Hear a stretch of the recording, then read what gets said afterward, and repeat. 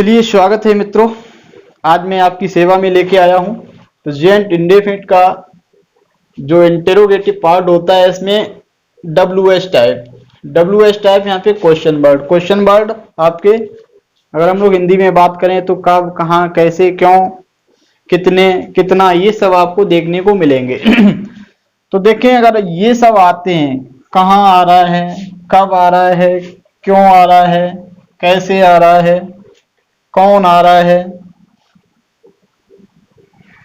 तो कौन सी आ रहा है, तो अगर ये चीजें आ रही हैं तो व्हाट शुड वी डू, हमें क्या करना चाहिए, हम लोग कैसे बनाएंगे इनको हम लोग आज देखेंगे। कुछ नहीं करना है मित्रों, देखिए आपको बस क्वेश्चन वर्ड को ट्रेस करना है। तो इसको हमने वेयर, कहाँ की अंग्रेजी होती है वेयर, वेयर के बाद आपकी स्ट्रक्चर वही रहेगी क्वेश्चन वर्ड के बाद एच बी। तो एच बी हम लोग कैसे देखेंगे, यहाँ पे ता है ती है।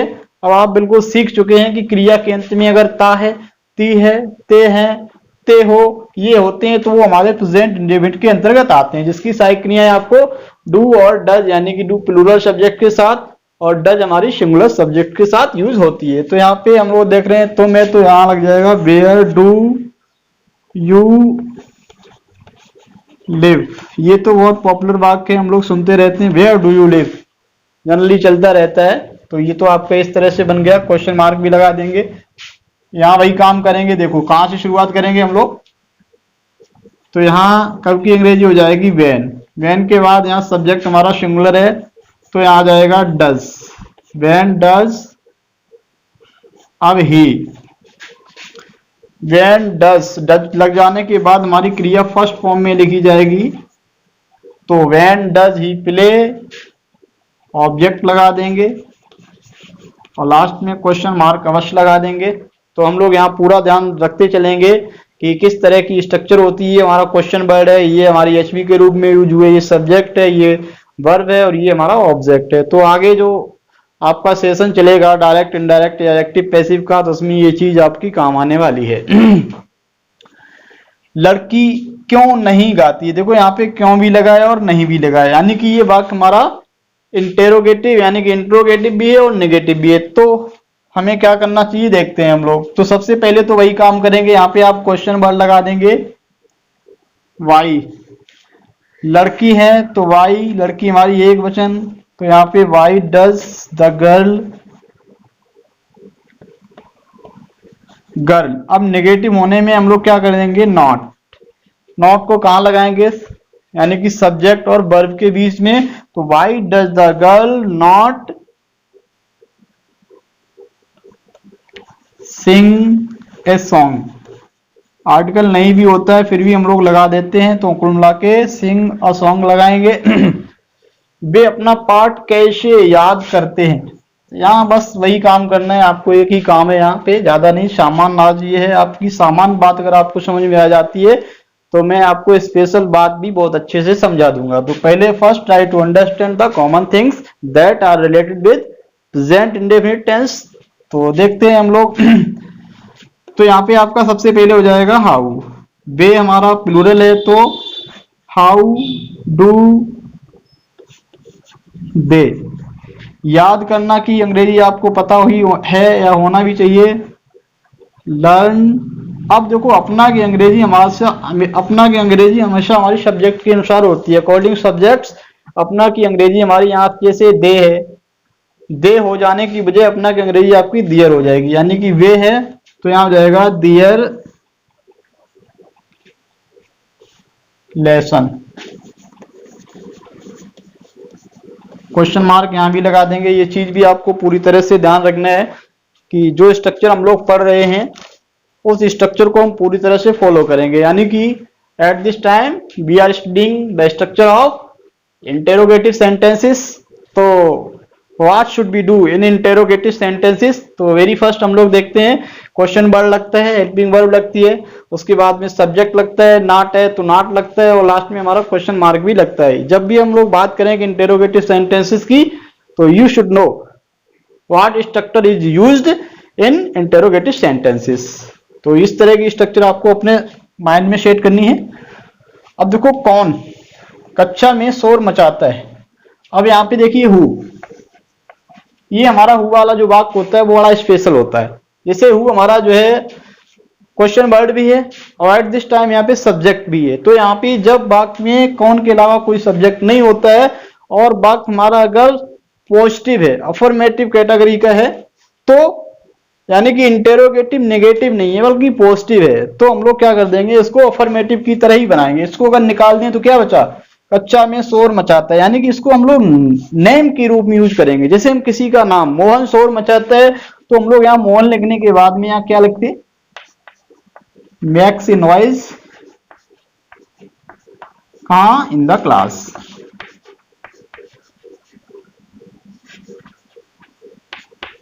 क्वेश्चन मार्क लगा देंगे। तो यहाँ पे हम लोग हु के साथ में यहाँ पे ऐसा नहीं है हम लोग डज लगाएं, ऐसा ही लगाने की हमें कोई आवश्यकता नहीं है, सामान्य बात है।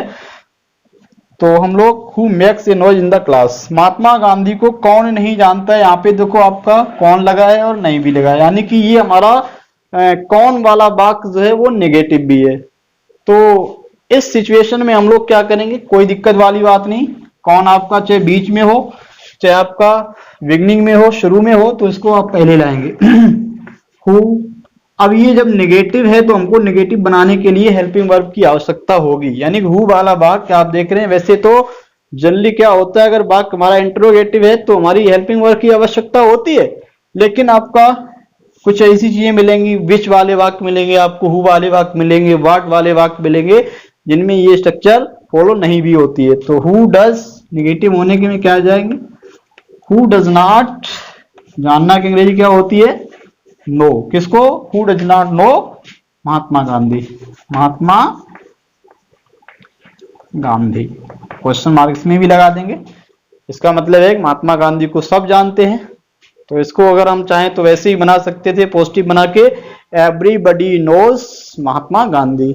चलिए फिलहाल में वो स्ट्रक्चर आपकी आगे की है, ट्रांसफॉर्मेशन जब हम लोग पढ़ेंगे तो इस चीज पे ध्यान देंगे। अब देखो कौन सी लड़की, अब देखो यहाँ कौन तो लगा है, यहाँ भी कौन लगा था, यहाँ भी कौन लगा था, तो आपने दोनों जगह हु यूज किया था। बट यहाँ मैं आपको कुछ अलग बताना चाहता हूं, तो इसलिए हमने इस बात को लिया है, जब कौन में कोई नाउन जुड़ जाता है तो कौन जो होता है वो कौन सी, तो ये अंग्रेजी विच यूज करते हैं हम लोग, विच गर्ल।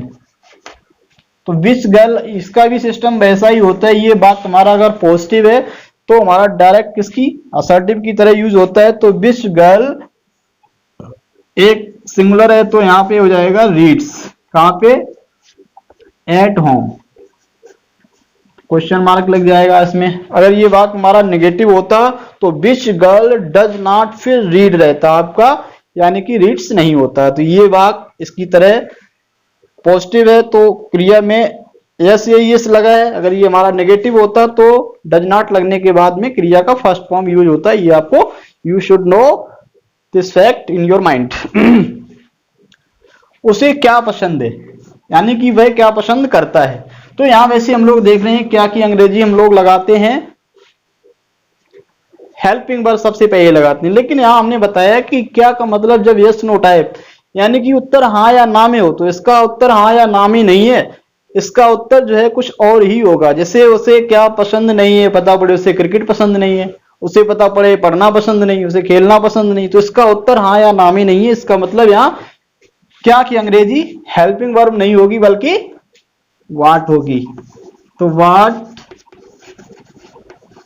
डज, क्योंकि हमारा ये सिंगुलर है, does he like, does he not, negative है तो नॉट लाइक, क्वेश्चन मार्क इसमें भी लगा देंगे।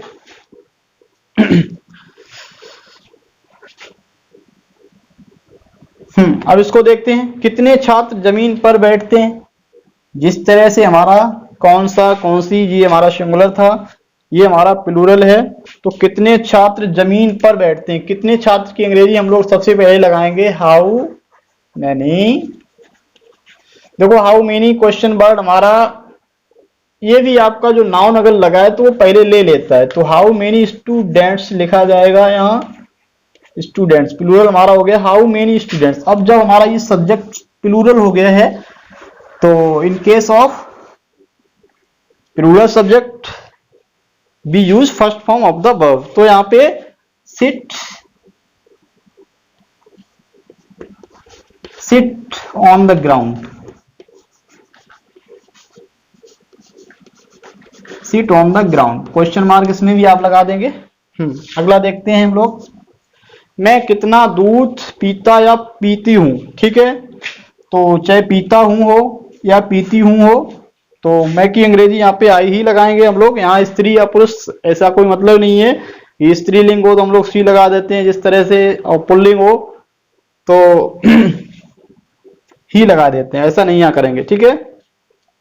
अब देखो कितना दूध, जिस तरह से कितने छात्र, कितने लोग, तो हाउ मेनी के बाद वो चीज लगाते हैं, तो यहाँ कितना की अंग्रेजी आप लगाएंगे हाउ मच, यानी कि अगर देखा जाए तो हाउ मच जो है वो हमारा अनकाउंटेबल जो नाउन होते हैं उनके साथ यूज होता है, जबकि हाउ मेनी के बाद जो है काउंटेबल नाउन आते हैं, और जो ये प्लूरल फॉर्म में लगते हैं, और हाउ मच के बाद हमारा सिंगुलर अनकाउंटेबल नाउन होता है। तो हाउ मच मिल्क, ये हमारा इतना क्वेश्चन वर्ड हो गया। इसके बाद में इसका सब्जेक्ट मैं है, तो मैं यहाँ इसका मतलब हम क्या करेंगे, क्वेश्चन वर्ड के बाद हेल्पिंग वर्ब लगाएंगे, तो how much milk do I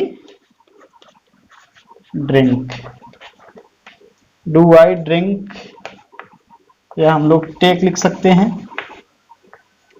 question mark इसमें भी लगा देंगे। अब देखिए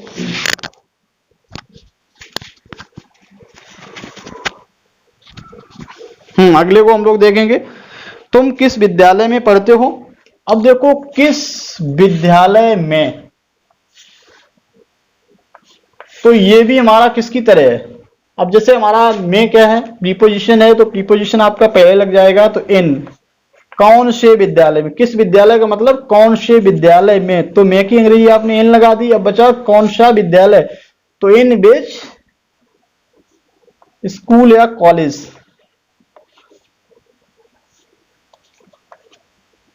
इन विच स्कूल या कॉलेज। अब देखो यहाँ पे तुम सब्जेक्ट है, तो सब्जेक्ट होने की वजह से यहाँ पे आप हेल्पिंग वर्ब लगाएंगे, तो in which college do you read, question mark लगा देंगे। एक स्ट्रक्चर और बना सकते हैं, which school do you read, last में आप इन लगा सकते हैं, तो ऐसा भी आप कर सकते हैं। गणेश सर किसे अंग्रेजी पढ़ाते हैं, किसे अंग्रेजी आपकी होम होती है, होम क्वेश्चन वर्ड हो गया, गणेश सर सब्जेक्ट है इसका, इनके अनुसार से क्या लग जाएगा, होम डज गणेश सर पढ़ाना की अंग्रेजी टीच इंग्लिश, लास्ट में क्वेश्चन मार्क लगा देंगे, तो home does Ganesh sir teach English. तो ये सारे सेंटेंसेस कुछ खास नहीं है, पर अगर आप जो है बिगनर हो तो आप जो है इनको अगर सीख लेते हैं, पूरी स्ट्रक्चर अगर समझ जाते हो, वैसे मैं इसको हल्का नहीं मान रहा हूं। जब कभी मैं क्लास में इन चीजों को रखता हूं तो मैक्सिमम स्टूडेंट्स इन चीजों को बता नहीं पाते हैं, और इनको जो है प्योरिटी के साथ कर नहीं पाते हैं, प्योरिटी उनकी बहुत कम होती है। तो फिलहाल में अगर ये वीडियो आपको समझ में आया है तो आप इस चीज को कमेंट करके अवश्य बताएं। और लास्ट में मैं फिर यही कहना चाहूंगा कि आप हमारे चैनल से जुड़ जाइए, आपका विश्वास आपको बनाएगा खास। जय हिंद, जय भारत।